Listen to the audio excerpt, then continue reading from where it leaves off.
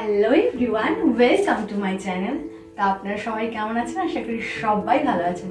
তো আমরা সন্ধ্যাবেলায় মাঝে মধ্যে চায়ের সঙ্গে বাইরের খাবার খেয়ে থাকি, এই ধরুন ব্রেড পকোড়া, সিঙ্গারা বা এই টুকটাক খেয়ে থাকি, বা কেউ বাড়িতে গেস্ট এলে কিন্তু আমরা বাইরের খাবারই নিয়ে আসি। সহজ পদ্ধতিতে আমরা ঘরে খুব সুন্দর, দেখতেও সুন্দর এবং খেতেও খুব টেস্টি খাবার একটি বানিয়ে ফেলতে পারি। তো আজকে আমি বানিয়ে দেখাবো ব্রেড কোন স্টিক। তো চলুন রেসিপিটি শুরু করা যাক। তো বাই দ্য ওয়ে, আমি গার্গী, আপনারা দেখছেন ডেলিসিয়াস মোমেন্ট। তো ব্রেড কোন স্টিক বানানোর জন্য ফার্স্টে একটি স্টাফিং বানিয়ে নিতে হবে। তার জন্য আমি এখানে নিয়ে নিয়েছি সেদ্ধ করা আলু।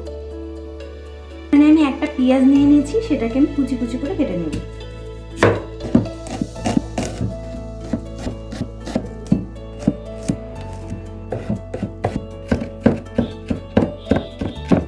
এখানে আমি স্টাফিংটি বানানোর জন্য প্যানের মধ্যে একটু তেল দিয়ে দেব। আমি অল্প একটু, প্রায় 1 চামচের মতো তেল দিয়ে দেব। গরম হতে হতে আলুটিকে আমি একটু ম্যাশ করে নেব, যাকে বলে একটু ভেঙে নেব। তেলটা গরম হয়ে এসেছে, এবার ফার্স্টেই আমি রসুন কুচিগুলো দিয়ে দেব।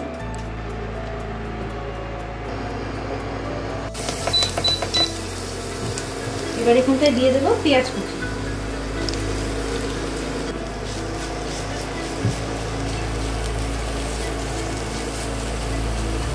তার সঙ্গে দিয়ে দেবো আদা কুচি। পেঁয়াজে কিন্তু লালচে কালার চলে এসেছে, এবার কিন্তু আমরা আলুগুলোকে দিয়ে দেবো।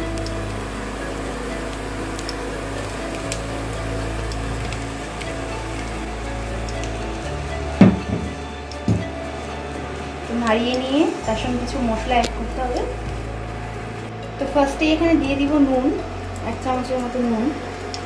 তার সঙ্গে দেব ধনে গুঁড়ো, আরেক চামচও দিয়ে দিলাম। এখানে দিয়ে দিব গোলমরিচ গুঁড়ো 1 চামচের মতো। তার সঙ্গে দেব লঙ্কা গুঁড়ো।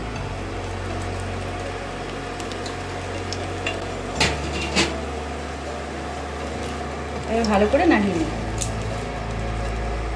আপনারা কিন্তু চাইলে এখানে আরও অনেক কিছু অ্যাড করতে পারেন। শীতের দিনে বেশ ভালো হয় এটা খেতে। আরও শীতকালীন যেমন সবজি পাওয়া যায়, ফুলকপি, মটরশুঁটি, এগুলো দিয়ে কিন্তু বেশ ভালো লাগে খেতে। ওটা কিন্তু আরও বেশি ভালো লাগে খেতে। বাঁধাকপি, এগুলো মিশিয়ে করলে কিন্তু, গরমকালে সেরকম কিন্তু সবজি নেই যেগুলো দিয়ে একটু বানানো যায়, যেমন চপ টপ বানানো যায়, বিট ফিট দিয়ে করতে হয়।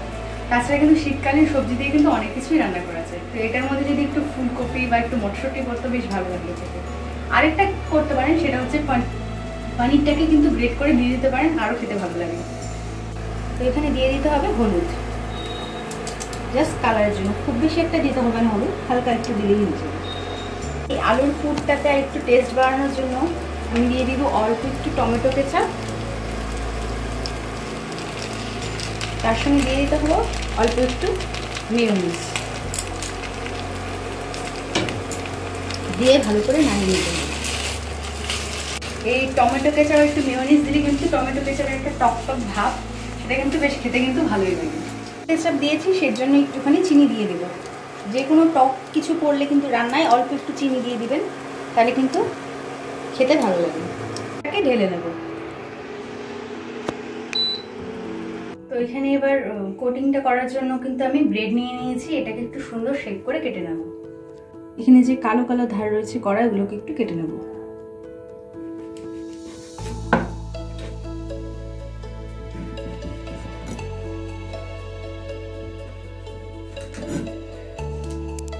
এটা কিন্তু আপনারা এই যে সাইডের ধারগুলো যে কেটে দিয়েছি, এটা কিন্তু আপনারা ফেলে দেবেন না। এটাকে আপনারা ব্রেড ক্রামস হিসেবে কিন্তু ইউজ করতে পারেন।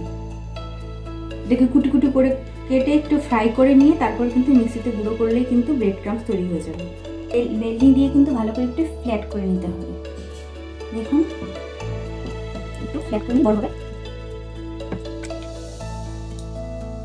ব্রেড দিয়ে যে কোনটা বানাবো সেটাকে অ্যাটাচ করার জন্য একটু লিকুইড কিছু লাগবে। তো সেই জন্যই আমি একটু ময়দাটাকে একটু গুলিয়ে নেব। অল্প ময়দা, এই 1-2 চামচের মতো ময়দা।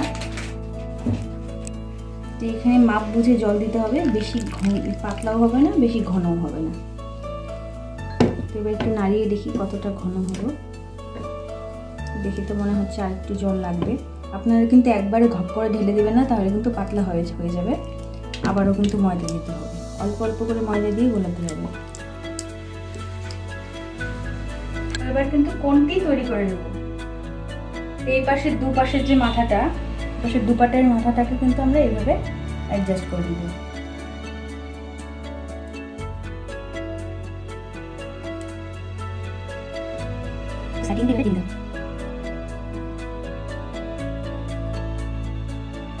দেখুন ফ্রেন্ডস, দেওয়ার সঙ্গে সঙ্গে কিন্তু অ্যাডজাস্ট হয়ে গেল।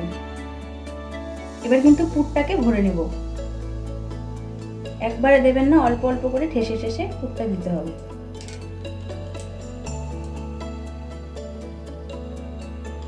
একটা কাঠির সাহায্যে এটাকে একটু ভেতরে ভেতরে ঢুকিয়ে দিতে হবে।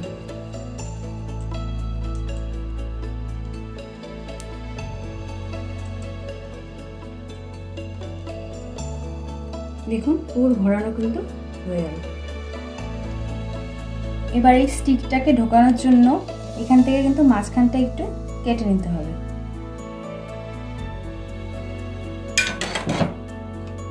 এবার এভাবে স্টিকটাকে ঢোকাতে হবে।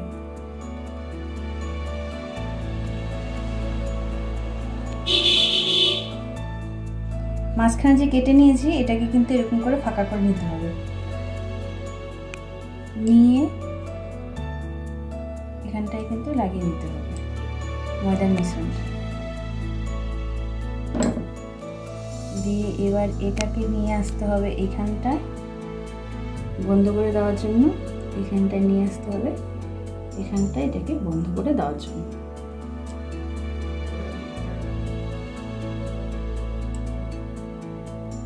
যদি বন্ধ হতে না চায় একটু ময়দার যে মিশ্রণটি একটু বেশি করে লাগিয়ে দেবেন, তাহলে কিন্তু অ্যাডজাস্ট হয়ে যাবে। দেখুন, তো এই কোণগুলোকে কোট করার জন্য যে ময়দার মিশ্রণটি বানিয়েছিলাম সেটা ঢেলে দেব। তার সঙ্গে এখানে দেব হচ্ছে একটা ডিম।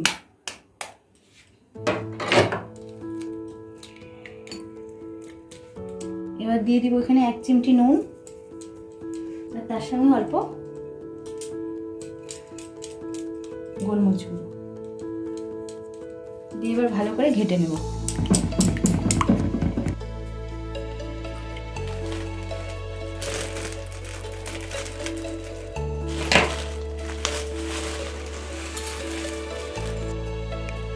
ভালো করে কিন্তু সব জায়গায় ভিজিয়ে নিতে হবে, যাতে ব্রেড ক্রাম্বসগুলো কিন্তু ভালো করে যেন আটকায়। এবারে ব্রেড ক্রাম্বসগুলো লাগানোর আগে আমরা কিন্তু ভাজার জন্য কিন্তু তেল গরম করে নেব। একটু ডিপ ফ্রাই করতে হবে। তেল গরম হতে হতে কিন্তু আমরা ব্রেড ক্রাম্বসগুলো লাগিয়ে নেব।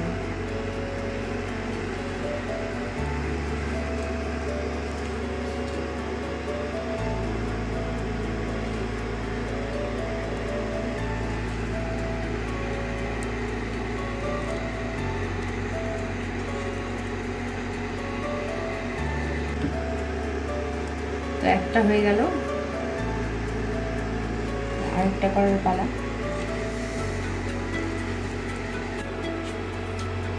করে দিয়ে দেবো। এখানে আমি দুটো দুটো করে বেঁধে নিচ্ছি, তাহলে আমাদের উল্টাতে কিন্তু সুবিধা হবে।